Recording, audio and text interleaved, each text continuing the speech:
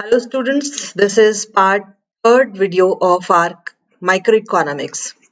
इसमें हम पढ़ेंगे demand, concept of demand and law of demand, मांग एवं मांग का नियम।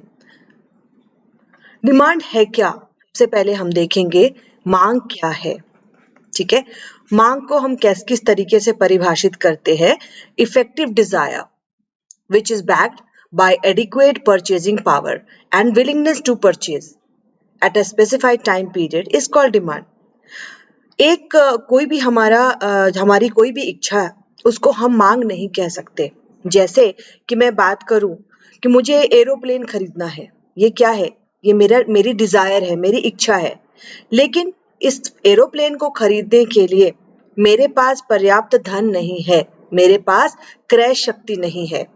दूसरी बात, मेरे पास इच्छा शक्ति भी नहीं है उसको खरीदने की। मैंने बस एक बात कह दी कि मुझे हवाई जहाज खरीदना है। तो अगर इस तरीके की डिजायर होती है तो उसको हम मांग नहीं कहते हैं। किसी भी इच्छा को मांग कहने के लिए दो तीन चीजें उसमें सम्मिलित होनी चाहिए। सबसे पहली बात है, प्रभावपूर्ण इच्छा होनी चाहिए। जो पहला कंपोनेंट है, प्रभावपूर्ण इच्छा होना चाहिए। ठीक है। दूसरा, backed by adequate purchasing power, खरीदने की क्रय शक्ति होनी चाहिए। अगर हमारे पास खरीदने के लिए पैसे नहीं हैं, तो हम अपनी डिजायर को, अपनी इच्छा को मांग नहीं कह सकते। तीसरी बात, विलिंगनेस टू परचेज, खरीदने की इच्छा भी होनी चाहिए। विलिंगनेस टू परचेज, खरीदने की इच्छा भी होनी चाहिए at a specified time period. और जो चौथा कंपोनेंट है, निर्धारित समय। तो किसी भी मांग को हम मांग तभी कहेंगे, अर्थशास्त्र में हम मांग तभी कहेंगे जब वो प्रभावपूर्ण इच्छा हो। किसी इच्छा को पूरा करने के लिए हमारे पास क्रय शक्ति हो। क्रय शक्ति का मतलब क्या हुआ? क्रय शक्ति का मतलब हुआ पैसे, मनी। हमारे पास इतना परचेजिंग पावर होना चाहिए। तीसरा, खरीदने की इच्छा होनी चाहिए, विलिंगनेस टू परचेज। और दूसरा, निर्धारित समय, स्टिपुलेटेड टाइम पीरियड। तब हम उसको कहेंगे कि ये मांग है। क्लियर है? लॉ ऑफ डिमांड, मांग का नियम क्या है? तो स्टूडेंट, मांग का नियम जो है बहुत ही सिंपल है। मांग के नियम को हम इस तरीके से कह सकते हैं, higher the price, lower will be the demand, lower the price, higher will be the demand. मतलब जब कीमत घटती है, जब किसी वस्तु की कीमत घटती है तो उसकी मांग बढ़ती है। ठीक है। और जब किसी वस्तु की कीमत बढ़ती है तो उसकी मांग घटती है। बिल्कुल दोनों में विपरीत संबंध है ना? तो लॉ ऑफ डिमांड, मांग का नियम क्या बताता है स्टूडेंट? मांग का नियम बताता है relationship between quantity demanded and price of a good. किसी वस्तु की मात्रा और उस वस्तु की कीमत, इन दोनों में क्या संबंध है? अदर थिंग्स रिमेनिंग कांस्टेंट, जब अन्य बातें सामान्य रहे। तो देखो, कीमत अगर घटती है तो मांग बढ़ती है, कीमत अगर बढ़ती है तो मांग घटती है। तो इसका मतलब है इन दोनों में बिल्कुल उल्टा संबंध है। इसको हम कहेंगे दोनों में बिल्कुल इनवर्स रिलेशन है। और स्टूडेंट, बहुत ही प्रैक्टिकल सी बात है। इकोनॉमिक्स वैसे भी मैं कहती हूँ कि बहुत ही प्रैक्टिकल नॉलेज वाली चीज है। आप ध्यान दोगे तो मार्केट में अगर मैं प्याज की बात करती हूँ, चलो फूड आर्टिकल की बात करते हैं। प्याज की कीमत, आलू की कीमत अगर 10 रुपए है तो लोग बहुत ही ज्यादा आलू और प्याज खरीद रहे हैं। लेकिन अगर प्याज की कीमत किसी भी कारण से 80 रुपए हो जाए, 80 रुपीज हो जाए, तो ऑब्वियसली हम उसको कम खरीदेंगे। तो यही बात कही जा रही है कि अगर कीमत बढ़ती है तो उसकी मांग घट जाती है, और कीमत घटती है तो उसकी मांग बढ़ जाती है। मतलब मांग एवं उसकी कीमत में बिल्कुल इनवर्स रिलेशनशिप होता है, उल्टा संबंध होता है। डिमांड शेड्यूल, अब देखो डिमांड शेड्यूल क्या है? Tabular representation of quantity demanded at different price of a commodity. विभिन्न कीमतों पर, इसको हम कह सकते हैं विभिन्न कीमतों पर वस्तु की मांग का प्रदर्शन।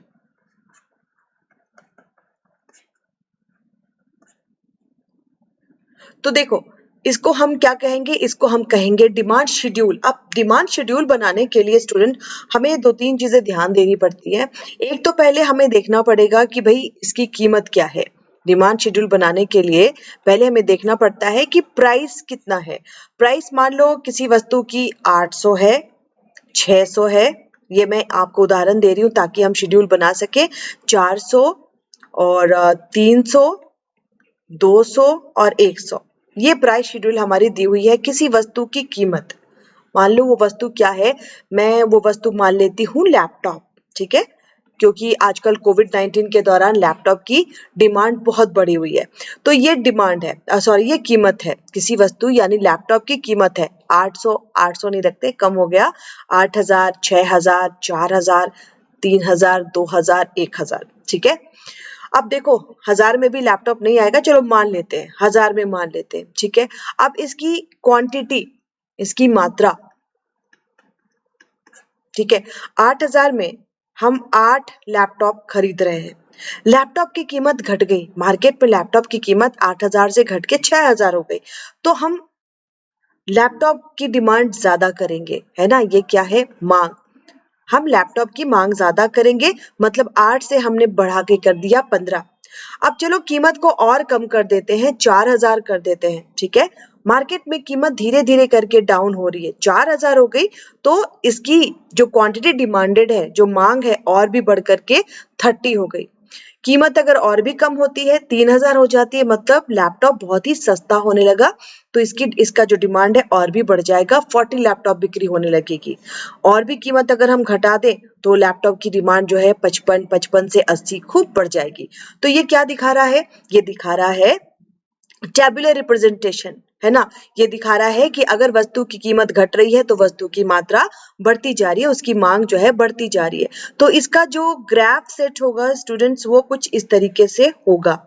यहाँ पर हम ले लेते हैं डिमांड या किसी वस्तु की मांग, और यहाँ पर हम ले लेते हैं कीमत, ठीक है, या यहाँ पर हम ले लेते हैं कीमत, कीमत को y एक्सिस पर लेना ज्यादा सही रहता है, और यहाँ पर हम ले लेते हैं मांग या क्वांटिटी डिमांडेड, ठीक है।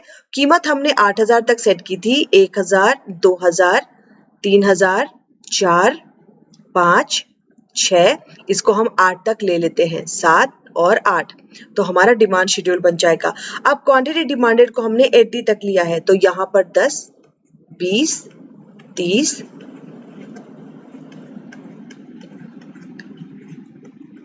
ठीक है। तो x और y एक्सिस पे हमने प्राइस को ले लिया, और x एक्सिस पे हमने डिमांड को ले लिया। तो डिमांड शेड्यूल में देखो किस तरीके से बनाते हैं। 8000 है तो हमारी जो डिमांड है 8 है ना, मात्रा 8 है। 8000 पे हमारा जो मात्रा है तो ये यहां तक पहुंचेगा, ठीक है। 8 को हम यहां ले ले। 6000 है तो इसकी मात्रा 15, मतलब इसके बीच में 6000 और इसकी मात्रा 15, तो कुछ यहाँ पे डॉट आ जाएगा। 4000 पे 30, तो 4000 पे 30 हम यहाँ पे ले लेंगे। मतलब आप देख रहे हो हमारी जो डिमांड की शेड्यूल है वो इस तरीके से कुछ नीचे की तरफ जा रही है। तो ये क्या दिखाता है, ये दिखाता है नेगेटिव स्लोप।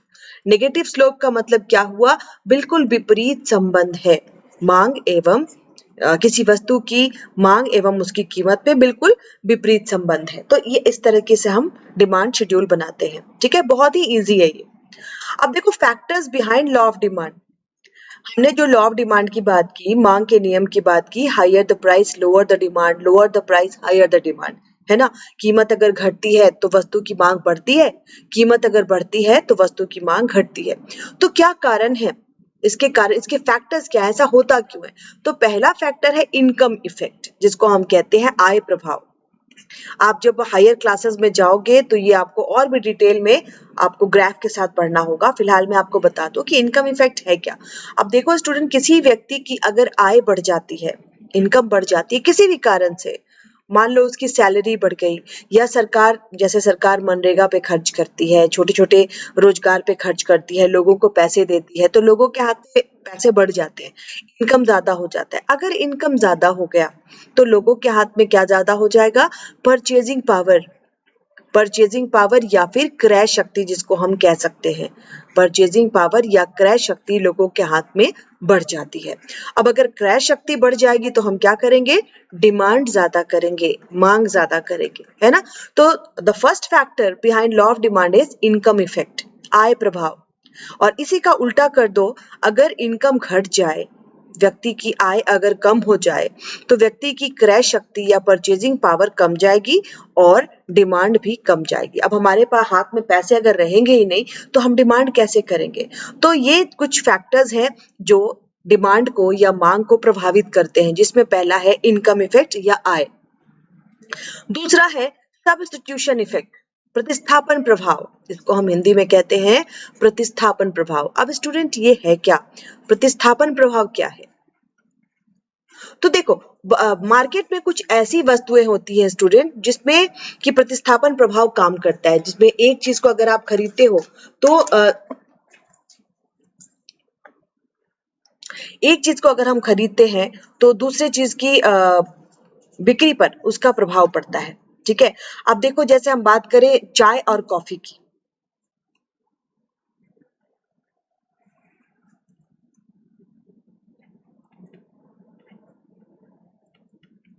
चाय और कॉफी क्या है स्टूडेंट।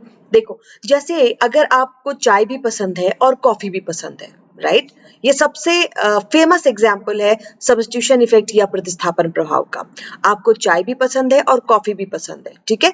मान लो चाय की कीमत बढ़ जाती है, चाय की कीमत बढ़ जाती है तो हम क्या करेंगे, हम बढ़ी हुई कीमत पे चाय नहीं पी करके हम कॉफी पीने लगेंगे, मतलब कॉफी की मांग जो है वो बढ़ जाएगी। तो प्रतिस्थापन प्रभाव होता है कि अगर एक वस्तु की कीमत बढ़ती है तो दूसरे वस्तु की जो है मांग बढ़ जाती है ना। बिल्कुल सिंपल सा है, चाय की कीमत बढ़ गई तो हम चाय की मांग कम कर देंगे और किसकी मांग बढ़ा देंगे, जो इसका सब्स्टिट्यूट है। इसका सब्स्टिट्यूट क्या है, कॉफी है।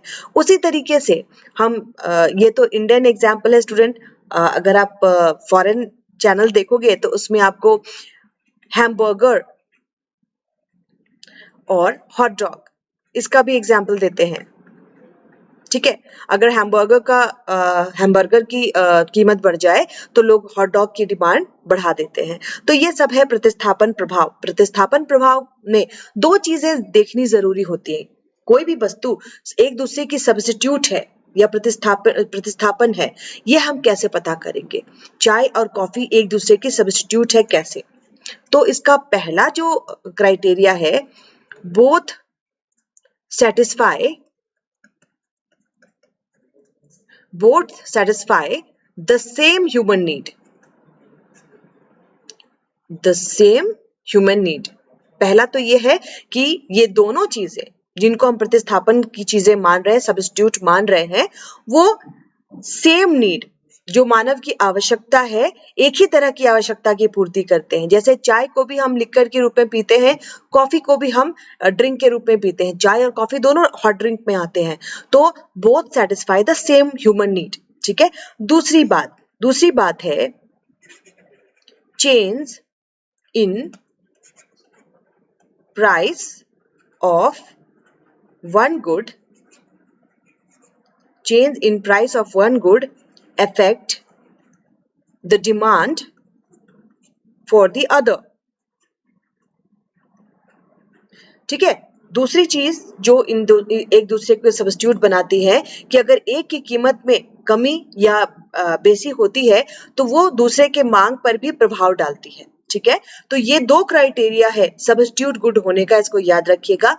Both satisfy the same human need, दोनों एक ही तरह की आवश्यकता की पूर्ति करती हैं। Change in price of one good affect the demand for the other, अगर एक की कीमत में परिवर्तन होती है तो दूसरे के मांग पर भी उसका प्रभाव पड़ेगा, तभी हम कहते हैं कि both the goods are substitute of each other, ठीक है। जैसे टी एंड कॉफी का हमने एग्जाम्पल लिया।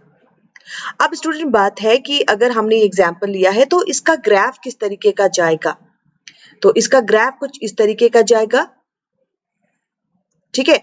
ये है प्राइस ऑफ कॉफी, ये क्या है, कॉफी की कीमत, और ये है डिमांड ऑफ टी, मांग, किसकी मांग, चाय की मांग, तो ये है डिमांड फॉर टी। ये सब्स्टिट्यूट गुड का जो ग्राफ है स्टूडेंट बिल्कुल ऊपर की ओर जाता है। अच्छा, अब है ये तो सब्स्टिट्यूट गुड मैंने बताया। मैं एक और आपको यहाँ पर स्लाइड लेकर के आपको कॉम्प्लीमेंट गुड बता दूं, क्योंकि कॉम्प्लीमेंट्री गुड भी आपको पढ़ना जरूरी है। तो चलो कॉम्प्लीमेंट्री गुड भी देख लेते हैं हम। कॉम्प्लीमेंट्री गुड क्या है स्टूडेंट? कॉम्प्लीमेंट्री गुड क्या होता है? जिसको हम एक साथ यूज करते हैं। कॉम्प्लीमेंट्री गुड्स वैसे वस्तुओं को कहते हैं जिनको हम एक साथ यूज करते हैं। जैसे एग्जाम्पल में हम ले लेते हैं पेट्रोल एंड कार। अगर हमें कार चलानी है तो हमें पेट्रोल तो यूज करना होगा, ये इसका कॉम्प्लीमेंट्री है। ठीक है। दूसरा एग्जाम्पल हम लेते हैं टी एंड शुगर। अगर हमें चाय पीनी है तो हमें उसमें चीनी तो डालनी है, तो ये दोनों एक दूसरे के कॉम्प्लीमेंट्री हैं, राइट। बिना चीनी के आप चाय आपको अच्छी ही नहीं लगेगी। उसी तरीके से बिना पेट्रोल के आप कार चला ही नहीं सकते। तो अगर एक की कीमत में कमी या बेसी होती है तो दूसरे के मांग पर भी इसका प्रभाव पड़ना बिल्कुल अवश्यंभावी है। ठीक है। तो अब देखो इसमें हम इसका जो ग्राफ बनाते हैं कुछ इस तरीके का होता है स्टूडेंट्स। ये क्या है? प्राइस ऑफ, हम ले लेते हैं यहाँ पे पेट्रोल, प्राइस ऑफ पेट्रोल, और यहाँ पे हम ले लेते हैं डिमांड ऑफ कार। ठीक है। तो अब देखो अगर पेट्रोल की कीमत बढ़ेगी तो कार की जो डिमांड है वो कम रहेगी, पेट्रोल की कीमत कम होगी तो कार की डिमांड जो है वो बढ़ेगी, राइट। तो इसमें हम कहते हैं ये जो दोनों का संबंध है स्टूडेंट, बिल्कुल अगर पेट्रोल की कीमत बढ़ती है तो कार की कीमत जो है, कार की डिमांड जो है वो घटती है। ठीक है। तो इसको हम कहते हैं कॉम्प्लीमेंट्री गुड, जिसमें बिना एक दूसरे के काम नहीं चलता है। बिना पेट्रोल के कार नहीं चलेगी और बिना चीनी के आप चाय नहीं पी सकते हो। Market demand. अच्छा स्टूडेंट, यहाँ पे हम जरा देख लें कि भाई मार्केट डिमांड क्या होता है। तो मार्केट डिमांड है स्टूडेंट की बहुत सारे डिमांड को मिला करके एक डिमांड बनता है। ठीक है। जैसे मान लो 3 कस्टमर है ए बी सी, और यहाँ पर हम प्राइस ले लेते हैं। प्राइस हम ले लेते हैं 8 रुपया, 10 रुपया, 12 रुपया, 20 रुपया। कस्टमर ए की हम बात करें, वो 8 रुपए पे कुछ भी डिमांड नहीं कर रहा है। किसी वस्तु की कीमत 8 रुपए, कुछ भी डिमांड नहीं कर रहा है। ये क्या है? डिमांड इन तीनों कस्टमर के द्वारा। कस्टमर बी भी कोई डिमांड नहीं कर रहा है, लेकिन जो कस्टमर सी है थोड़ा सा रिच है ना, ये क्या है? थोड़ा अमीर है। ठीक है। तो ये कहता है चलो 8 रुपए पे भी मैं 5 कमोडिटी तो ले ही लेता हूँ। फिर प्राइस जो है बढ़ गई, प्राइस बढ़ गई तो नहीं, इसको हम बढ़े हुए प्राइस पे ले लेते हैं। ये 80 रुपीज है। ठीक है। ये 10 रुपीज, ये इसको हम क्या ले लें? इसको हम ले लेते हैं 50 रुपीज, इसको हम ले लेते हैं 42 और इसको 20। ठीक है। कीमत जो है थोड़ी सी घट गई। कीमत घटने पर ये जो कस्टमर है उसने कुछ डिमांड कर लिया, चलो वो ले लेता है 4 कमोडिटी ले लेता है। कस्टमर बी भी ले लेता है 8। ठीक है। और कस्टमर सी जिसके पास बहुत पैसे हैं तो वो ज्यादा क्वांटिटी, उसने 20 ले लिया। प्राइस और घट गई तो इसने और ज्यादा डिमांड किया, 8 डिमांड किया, और प्राइस घट गई तो इसने 10 डिमांड किया। इसी तरीके से इसने भी 10, 12, इसने तो भाई बहुत पैसे हैं इसके पास, 40 और 60। तो मार्केट का डिमांड निकालने के लिए क्या किया जाता है स्टूडेंट? मार्केट का डिमांड निकालने के लिए कस्टमर ए का डिमांड, कस्टमर बी का डिमांड और कस्टमर टी सी तीनों के द्वारा कितनी मांग की गई, तो इन तीनों के मांग को मिलाकर के मार्केट का डिमांड 5, 80 रुपये पर। ठीक है। 50 रुपये पर मार्केट का डिमांड हम इन तीनों को जोड़ लेंगे, 20 और 8 28, 4 32। ठीक है। इनके डिमांड को जोड़ लेंगे 40, 50 और 58।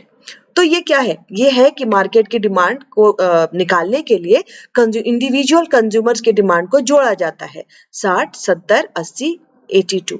ठीक है। तो मार्केट का जो डिमांड कर जाएगा वो कुछ इस तरीके का होगा।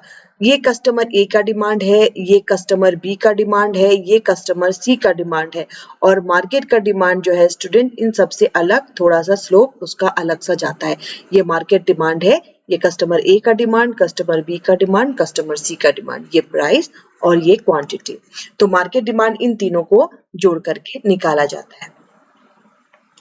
Determinant of market demand. अब जो मार्केट डिमांड है स्टूडेंट, उसको हम किस तरीके से निकालते हैं? तो देखो price of substitute and complementary good, कौन सी चीजें हैं जो मार्केट की डिमांड को प्रभावित करती है, तो मैंने आपको बताया। सब्स्टिट्यूट गुड होता क्या है ये मैंने आपको समझा दिया।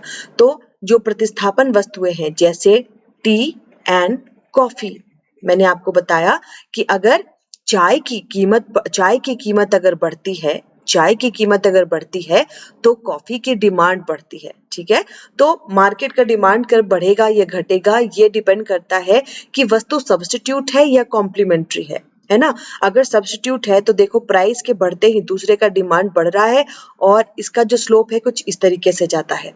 कॉम्प्लीमेंट्री गुड का भी स्लोप मैंने आपको बताया है, कुछ इस तरीके से नीचे की ओर आता है।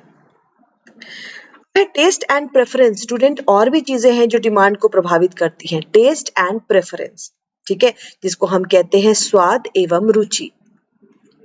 स्वाद एवं रुचि मांग को कैसे प्रभावित करते हैं? जैसे देखो, स्वाद की तो बात करूं, सबकी अलग अलग टेस्ट है, किसी को मीठा पसंद है, किसी को कड़वा पसंद है, किसी को नमकीन पसंद है। लेकिन अगर हम रुचि की बात करें तो जो यंग जनरेशन है उनको क्या पसंद होता है? उनको जंक फूड पसंद होता है। ठीक है, तो अगर यंग जनरेशन के द्वारा डिमांड किया जा रहा है तो जंक फूड का ज्यादा डिमांड जो है उसका बढ़ता है। अगर ओल्ड एज वाले लोग हैं तो उनके द्वारा काफी पौष्टिक खाने की डिमांड होती है, तो उसकी डिमांड बढ़ती है। तो ये भी डिपेंड करता है टेस्ट एंड प्रेफरेंस क्या है। फिर यूटिलिटी मैक्सिमाइजिंग बिहेवियर। अब देखो, जो कंज्यूमर है, जो उपभोक्ता है, उसकी टेंडेंसी होती है कि हमारे पास जितना पैसा है उससे हम अधिकतम लाभ हासिल कर सके, लाभ जो है अधिकतम कर सके। अब अधिकतम लाभ हम कैसे कर सकेंगे? जैसे मेरे पास अगर 100 रुपए हैं और मुझे 3 चीजें खरीदनी है, मेरे पास 100 रुपए हैं, मुझे 3 चीजें खरीदनी है, मुझे एक ड्रेस भी लेना है, मुझे खाना भी खाना है और मुझे कार भी लेनी है। तो मान लो एक कमोडिटी है X, एक कमोडिटी है Y, एक कमोडिटी है Z। अब मेरे पास 100 रुपए हैं, उन 100 रुपए को मैं marginal utility of X by price of X, मतलब ये जो X वस्तु है इसकी मार्जिनल यूटिलिटी और इसकी मार्जिनल यूटिलिटी को प्राइस से अगर डिवाइड करोगे तो ये दिखाता है कि यूटिलिटी मैक्सिमाइज कैसे करेंगे, सीमांत लाभ हम कैसे हासिल करेंगे।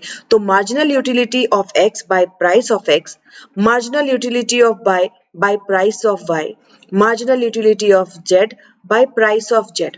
अच्छा, इसका मतलब क्या है student? Marginal utility of x by price of x, marginal utility या सीमांत उपयोगिता क्या होती है कि किसी वस्तु की अगली इकाई को खरीदने से हमें जो लाभ हुआ, ठीक है, हमें जो उपयोगिता मिली, इसको मैं आगे के क्लासेस में और डिटेल में बताऊंगी। मार्जिनल यूटिलिटी या सीमांत उपयोगिता का मतलब होता है, जैसे देखो, आप सेब खाते हो, आप पहला सेब खाते हो तो आपको बहुत अच्छा लगता है, ठीक है। आप सेब की दूसरी यूनिट खाते हो, दूसरा सेब खाते हो, तो आपको उससे जो उपयोगिता मिली, जो लाभ मिला, थोड़ा कम हो जाता है, ठीक है। तीसरा सेब तो शायद आप खाओ ही ना। तो इसको कहते हैं मार्जिनल यूटिलिटी।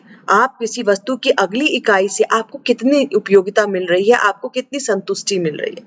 तो इसको यूटिलिटी मैक्सिमाइजिंग बिहेवियर, मतलब जो उपभोक्ता है अपनी उपयोगिता को, अपनी संतुष्टि को अधिकतम करना चाहता है। मेरे पास अगर 100 रुपए हैं तो मैं इन तीनों वस्तुओं पर इस तरीके से खर्च करूं कि मुझे अधिकतम संतुष्टि मिले, है ना। तो ये भी डिमांड को काफी प्रभावित करता है। डेमोन्स्ट्रेशन इफेक्ट, ये बहुत ही इंटरेस्टिंग है, इसको हम कहते हैं प्रदर्शन प्रभाव। इसको हम क्या कहते हैं? प्रदर्शन प्रभाव। प्रदर्शन प्रभाव क्या होता है स्टूडेंट? देखो, जैसे आपका कोई फेवरेट एक्टर है या आपका कोई फेवरेट प्लेयर है, वो क्या पहन रहा है, उसने कैसे जूते पहने हैं, उसने कैसी बैट यूज की है, ये आप सब ध्यान देते हो। तो अगर किसी बड़े सेलिब्रिटी के द्वारा या आपके किसी आइडल के द्वारा कोई चीज पहनी जाती है, आप उसको फॉलो करने लगते हो, है ना। तो इससे क्या होता है? Some people buy new good and others follow. अगर कोई नई चीज मार्केट में आई है और हम सभी उसको फॉलो करते हैं, सभी उसको खरीदने लगते हैं, तो इसको हम कहते हैं प्रदर्शन प्रभाव या बैंड वैगन इफेक्ट, ठीक है। दूसरा है स्नॉब इफेक्ट। स्नॉब इफेक्ट क्या होता है स्टूडेंट? स्नॉब इफेक्ट का मतलब होता है people give up consumption of goods when commodity becomes common. इसको मैं थोड़ा बता देती हूँ आपको। पीपल गिव्स अप कंजम्पशन, लोग इसका यूज करना छोड़ देते हैं। कंजम्पशन ऑफ गुड्स और commodity when it becomes common. इसको हम कहते हैं स्नॉब इफेक्ट। स्नॉब इफेक्ट का मतलब क्या होता है स्टूडेंट? जैसे देखो, स्नॉब का मतलब क्या होता है? काफी घमंडी कोई है ना? जैसे मेरे पास एक बहुत ही सुंदर ड्रेस है, बहुत ही नई आई है मार्केट में, तो मैं उसको पहन करके मैं फ्लॉन्ट कर रही हूँ कि भाई यही ड्रेस है जो मेरे पास और किसी के पास नहीं है। लेकिन फिर मैंने देखा कि वो ड्रेस की कीमत इतनी गिर गई है कि सारे लोग उस ड्रेस को पहन रहे हैं, तो फिर मैंने उसको पहनना छोड़ दिया। तो this is called snob effect, कि अगर कोई चीज कॉमन हो जा रही है, सभी के पास है, तब मैंने अगर उसको पहनना छोड़ दिया, तो इसको कहते हैं स्नॉब इफेक्ट। मतलब उस चीज की मांग मेरे तरफ से मैं कम कर देती हूँ, तो ये चीज भी मांग को प्रभावित करती है। प्रदर्शन प्रभाव मांग पर कैसा इफेक्ट डालता है? मांग पर पॉजिटिव इम्पैक्ट डालता है, पॉजिटिव इफेक्ट डालता है, क्योंकि किसी एक व्यक्ति को देखकर हम सारे उस सामान को खरीदने लगते हैं, तो मांग क्या होती है? बढ़ जाती है। लेकिन स्नॉब इफेक्ट क्या है? अगर हम देखते हैं कोई वस्तु कॉमन हो गई है, तो हम उसको खरीदना बंद कर देते हैं, मतलब डिमांड कम होने लगती है। ठीक है।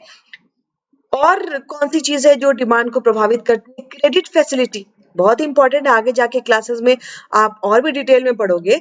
आपके पास अगर कोई बड़ी चीज आपको खरीदनी है, तो आपके पास पैसे होने चाहिए। मान लो मुझे कार खरीदना है, तो एनी टाइम मेरे पास 10 लाख तो होगा नहीं, तो मैं क्या करूंगी? मैं बैंक के पास जाकर के लोन लूंगी या क्रेडिट लूंगी, है ना? मैं बैंक से लोन ले लूंगी। अब देखो, अगर बैंक से लोन आराम से मिल रहा है, बहुत सारा लोन मिल रहा है, कंज्यूमर बिल्कुल हैप्पी है लोन लेकर के, तो क्या करेगा? वो कार खरीदेगा और डिमांड बढ़ा देगा। लेकिन अगर लोन मिल नहीं रहा, लोन बहुत ही कम मिल रहा है, कस्टमर जो है वो दुखी है, लोन बहुत ही कम मिल रहा है उसको, तो वो क्या करेगा? कार की डिमांड कम कर देगा। तो क्रेडिट फैसिलिटी कैसी है, लोन मिल रहा है नहीं मिल रहा है, ये भी डिपेंड करता है कि मांग बढ़ेगी या घटेगी। पॉपुलेशन, जाहिर सी बात है, अगर ज्यादा लोग हैं एक कंट्री में तो मांग ज्यादा होगी, अगर कम लोग हैं तो मांग कम होगी।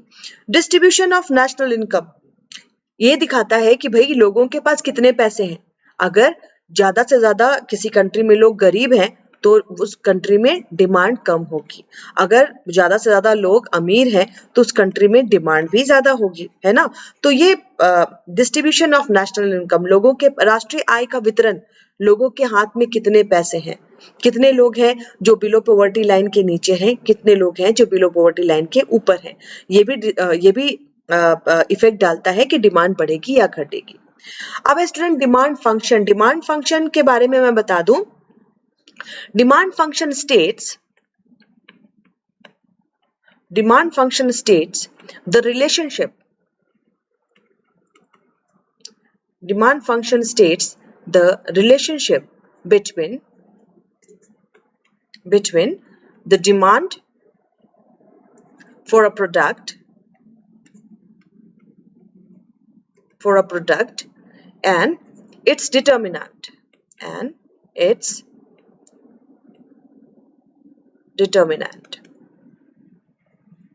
or which is called dependent variable। इसको मैं आपको समझा देती हूँ, which is called dependent variable। ठीक है। अब देखो, दो तरह के वेरिएबल होते हैं। आप जैसे जैसे हायर क्लासेस में जाओगे आप उसको पढ़ोगे इकोनोमेट्रिक्स में। डिपेंडेंट वेरिएबल और इंडिपेंडेंट वेरिएबल। कुछ ऐसे वेरिएबल्स होते हैं जो कि निर्भर करते हैं, और कुछ होते हैं जो निर्भर नहीं करते, स्वतंत्र होते हैं। अब जैसे मैं यहाँ पर बोलूं, demand is equal to f p. ठीक है, किसी वस्तु की जो डिमांड है वो उसके प्राइस पे डिपेंड करती है, तो ये क्या है? डिपेंडेंट वेरिएबल, है ना? लेकिन अगर किसी वस्तु की डिमांड अगर प्राइस पे डिपेंड नहीं करती, तो उसको हम कहते हैं इंडिपेंडेंट वेरिएबल। तो ये रिलेशन क्या बताता है? Demand is a dependent variable of price. कीमत बढ़ेगी या घटेगी, इस पर डिमांड निर्भर करता है। तो this is called demand function, जो कि संबंध बताता है किसका? किसी वस्तु की डिमांड का और इसके डिटर्मिनेंट का। तो इसका डिटर्मिनेंट जैसे हमने यहाँ पर कीमत को लिया है। ठीक है। अब देखो, D is equal to A minus b x, इसको हम डिटेल में लिखते हैं। D is equal to A minus b x, जहां पे A क्या है? A स्थिरांक है या कांस्टेंट है, जिसको हम इंटरसेप्ट भी कहते हैं, और B क्या है? B shows relation between demand and price, demand and price. तो हम बी को इस तरीके से भी लिख सकते हैं स्टूडेंट कि b is equal to delta d x by delta p x. Delta d x मतलब क्या हुआ, मांग में कितनी वृद्धि या कितनी कमी हुई, है ना, इसको हम कहेंगे मांग में परिवर्तन, जिसको हम कहते हैं डेल्टा डी एक्स, और इसको हम कहेंगे कीमत में परिवर्तन। ठीक है, तो बी क्या दिखाता है, चेंज, बी दिखाता है relationship between demand and price. ठीक है, तो this is called demand function student. अब डिमांड फंक्शन जानने के बाद हम इस पे एक छोटा सा न्यूमेरिकल बना ले ताकि हमें पता चल जाए।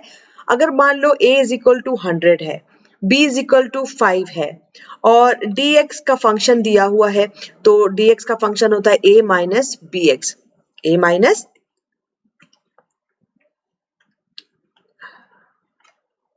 ठीक है। अब देखो a माइनस बी एक्स दिया हुआ है स्टूडेंट, तो यहाँ पर अगर हम इसको मान ले इफ px, अगर डिमांड का फंक्शन मैं बना देती हूँ, एक डिमांड का function is equal to 100 minus 5 px, ठीक है, ये हमारा फंक्शन दिया हुआ है। तो अगर px इज इक्वल टू दो प्राइस दिया हुआ है, एक प्राइस 4 दिया हुआ है प्राइस ऑफ x, और एक प्राइस जो आपका है वो दिया हुआ है 10 रुपया, ठीक है।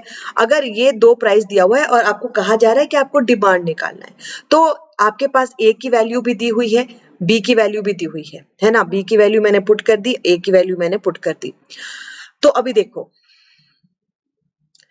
अभी यहाँ पे होगा demand is equal to 100 minus 5 into, अगर हम 4 रख ले तो, क्योंकि पहला प्राइस 4 है, तो यहाँ पर 100 माइनस 20 इज इक्वल टू 80, हमारा डिमांड होगा 80 रुपीज, किस प्राइस पे, 4 पे, ठीक है। प्राइस अगर 10 है तब हमारा डिमांड कैसे होगा, demand is equal to 100 minus 5 into हम कर देंगे 10, तो हमारा डिमांड आ जाएगा 50। तो ये क्या दिखाता है, ये हमारा डिमांड फंक्शन दिखाता है, ठीक है। ये हो गया हमारा प्राइस, ये हो गया हमारा डिमांड, तो हमारा डिमांड फंक्शन कुछ इस तरीके से जाएगा, d is equal to 100 minus 5 px, ठीक है। तो स्टूडेंट ये हमारा डिमांड फंक्शन हो गया। अब इसके बाद हम देखेंगे shift in demand curve. Demand curve बढ़ता है या घटता है तो वो किस तरीके से शिफ्ट करता है, ये बहुत ही इजी है। मान लो ये किसी वस्तु की कीमत है और ये किसी वस्तु की डिमांड है। डिमांड कर्व हमने देखा था कि इनवर्स रिलेशनशिप होता है, तो डिमांड कर्व इस तरीके से जाता है। वस्तु की कीमत अगर बढ़ती है या घटती है तो डिमांड कर्व, अगर वस्तु की मांग बढ़ती है, कंडीशन ए अगर आप ले लो कि डिमांड बढ़ती है, तो डिमांड कर्व आगे की ओर शिफ्ट करेगा, ठीक है, नया डिमांड कर्व बढ़ कर करके डी से D1 हो जाएगा। इसी के विपरीत अगर हम देख ले कि मांग घटती है, तो घटी हुई मांग पर ये जो डिमांड कर्व है ये पीछे की ओर चला आएगा। यहाँ पर क्या है, डिमांड घट रही है। तो जब डिमांड बढ़ती है स्टूडेंट, तो डिमांड का जो लाइन होती, डिमांड की जो लाइन होती है वो राइट साइड में शिफ्ट करती है, दाईं तरफ शिफ्ट करती है, और जब डिमांड कम होती है तो वो बाईं तरफ शिफ्ट करती है। ठीक है, तो स्टूडेंट आज के लिए इतना ही।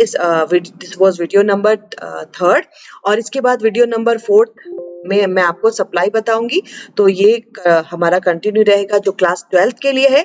और स्टूडेंट मैंने आप लोगों को अपना मोबाइल नंबर भी दिया है, और इस मोबाइल नंबर पे आप मेरे से संपर्क भी कर सकते हैं अगर आपको 12th क्लास के लिए डिटेल में पढ़ाई करनी है। तो आज के लिए इतना ही, थैंक यू।